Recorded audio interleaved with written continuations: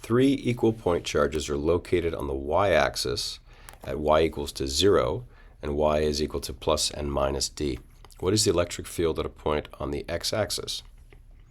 For sake of argument, let's go ahead and assume that the q's involved are greater than 0.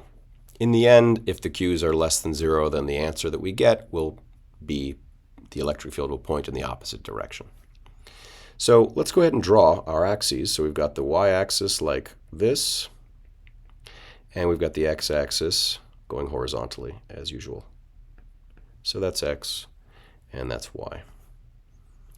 Now what we'll do is we'll indicate these three charges. One is at 0, one is at d, and one is at minus d. Something like this, d, 0, and minus d. And we're interested in what's happening at a particular point. You can call it point P at this location, and we're going to call that position x. So we want to know what is the electric field. Well, the electric field produced by each of those charges q will get a contribution from each. The contribution to the electric field from the charge that's at 0 will look like that. The contribution from the charge at minus d might look like this, and the contribution that comes from the other one looks like that. So altogether, those are the three contributions to the electric field that we would get from those three charges. Let me color this pink just so that we know that we're talking about the electric field. So what we've got to do is figure out what does it look like. That was what we did at first, the picture. And then the unknown is really what is the total electric field, E. And the things that are known are some value of q and a distance d and a position x. And so somehow with that information we can figure out what's the total electric field. Before we go any further, we should think about what it would mean to add up all three of these electric field contribution vectors. And maybe what I can do is go ahead and write this one as this is the electric field contribution from the particle at 0, this is the electric field contribution from the particle at minus d, and this is the electric field contribution from the particle at plus d. We'd like to see what happens when we add up those three vectors, at least approximately. It should look like this. The sum of those three vectors doing the tip-to-tail method. You've got one vector which is pointing purely to the right, another vector which is pointing up and to the right, another vector pointing down and to the right. Because of the symmetry, we know that the total vector will go purely horizontal like that. That should be the total vector.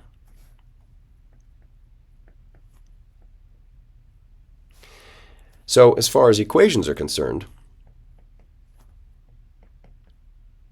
the equation to use is that since we know that the total vector, E, is the sum of those vectors, and we can see that really all that matters is the x component, which it may be useful to indicate here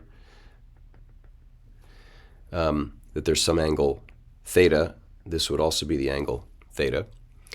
Then the equation that we're looking for is that the x component of the total electric field would be equal to the x component of all the various contributions. The x component due to the particle at 0 plus the x component due to the particle at d plus the x component due to the particle at minus d.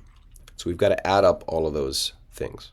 Now, apparently what this should be, though, is the x component due to the particle at 0, which is really just the magnitude of the electric field due to the particle at 0, because it's pointing purely in the x direction. This one is the magnitude of the electric field at d times the cosine of theta. Similarly, we've got the magnitude of the electric field at minus d times also the cosine of theta due to the symmetry of the problem.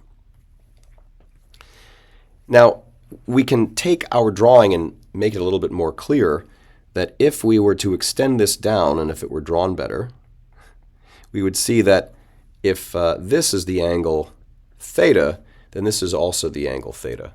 In other words, the angle theta appears in the right triangle that has side lengths x and d. Let me draw this one more time to make it clear. This side length x, this side length d, this side length is the square root of x squared plus d squared, and this is the angle theta. All that is to say, the cosine of theta is apparently equal to the adjacent side x divided by the hypotenuse, which is square root of x squared plus d squared. Now we can start to make some progress. The magnitude of the electric field produced by the charge at location 0 should be given by k times q divided by the distance, which is x squared. The next thing to write down are the x components of the contributions from each of the particles at d and minus d, but hopefully it's apparent from the problem that there's a symmetry here. And so we can go ahead and write this as a factor of 2 times the contribution from any one of these things. 2 times the magnitude of the electric field, k, q, divided by the square of the distance away, the square of that distance being x squared plus d squared, times the cosine of theta, and we just showed that the cosine is x divided by the square root of x squared plus d squared.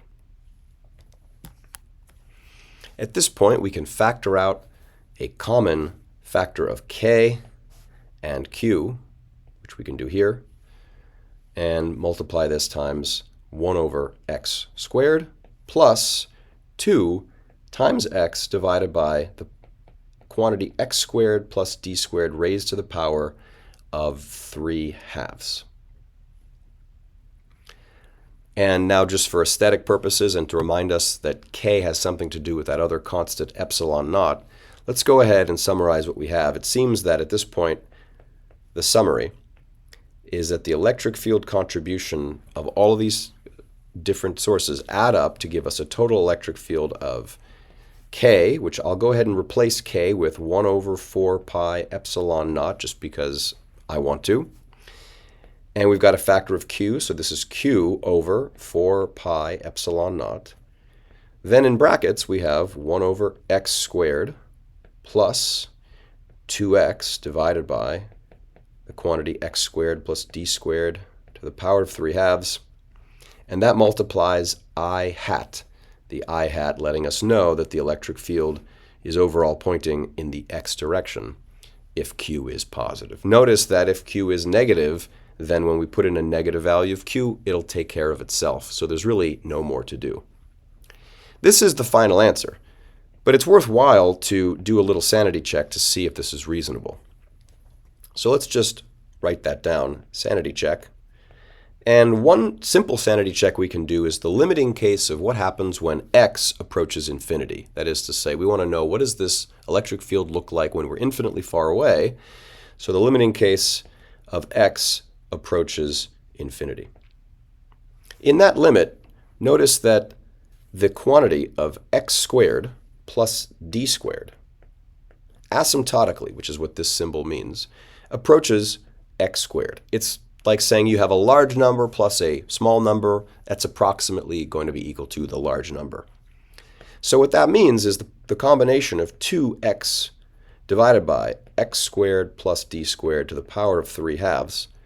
This asymptotically looks like 2x divided by x squared to the power of 3/2, which is just x to the 3. In other words, this goes like 2 over x squared. So that's what we'll have. This combination of things here is asymptotically going to look like 2 over x squared, which will combine with the other 1 over x squared to give us 3 over x squared.